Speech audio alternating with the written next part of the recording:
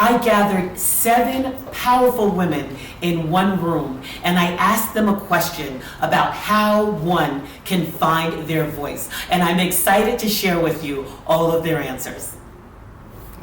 Robyn, you are the co-founder and president emeritus of WIRE, that stands for Women in Real Estate here in Kenya. You also are the co-founder for KPF, that's the Kilimani Project Foundation. And also, fun fact, less than a year ago, I know that you became a Kenyan citizen. And I think that was important to say, because many people say, oh, I can't do something at a certain age or a certain time in my life, I can't. But you showed them all, we're not gonna say your age, but we showed them that you can do anything at any time. So it appears to me that you have indeed found ways of finding your voice and using it. Now there are women who are watching this. We're trying to figure out in their next chapter, how can they find their voice? So please give us a tip or advice on how you would direct those women to find their voice. Wonderful. Thank you so very much for the question. Thank you so very much for giving me the opportunity to share this tip. And thank you for continuing to live up to your name. So finding your voice. So finding our voice is not, it's a destination. It's more of a journey.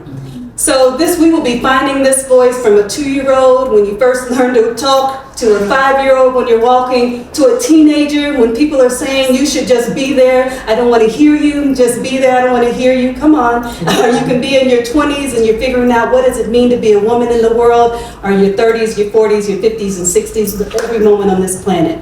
And some of those can come from expectations, societal expectations, responsibilities, or even our own self-imposed self-loathe, our self-doubt in ourselves. So we will be forever looking for this thing called a voice. And so one of the things I just share a couple of things is find your why. Identify that why. What is it? Why is that important to you? Why does this resonate with you? You don't need validation. I didn't say find the validation. I said find the why. And so when you find that why, you'll find the urge to speak. Not the responsibility or the need to speak. You'll find the urge to speak. Like, this must be spoken about. Somebody must say something here. So that's one. The other one I would say is that I think you need to look at, start now.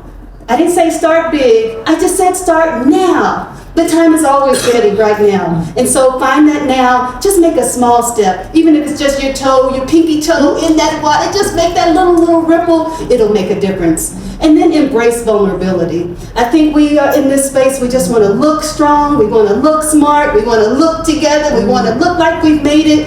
But nobody has done any of that. And so while we're here pretending, if you will, we're also dimming our light and we're staying quiet. So embrace some vulnerability. Let people know. Hey, sometimes I send my friend Beyonce pictures of me dancing silly, and they are very crazy at me dancing. But I'm saying, girlfriend, look at me. I'm trying. And so keep on doing that. Let people know, hey, I don't have it together, but I do have a step. So the other one I would share is that let's look to see if we can find our tribe. I know that may have some triggers here in this space, but find our people is basically what I'm saying. So you can walk this journey together. There are people that you resonate, you'll hold each other, because when, just like the natural society, like the animals and so forth, they stay in a hurdle, in a grouping, exactly. But it's the ones that are out there by themselves, they're most susceptible to hurt, harm, and danger.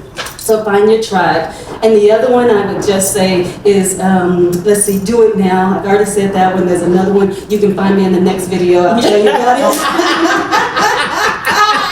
But what I want to say is I'm applying those every day. I'm in a new season called menopause. And this one I'm trying to figure out, what does this mean? I'm sweating here. I can't sleep there. My weight is not staying together. You know, there's some embarrassing parts about that. But I go back to my list and I say, what's my why, if you will, right? Where can I be vulnerable? What are my tribes? So I tell people about menopause everywhere. I'm dimming the shame and the mystifying of it. And so these are all the ways that we can find our voice and keep speaking. Woo! Let me just say, so many nuggets.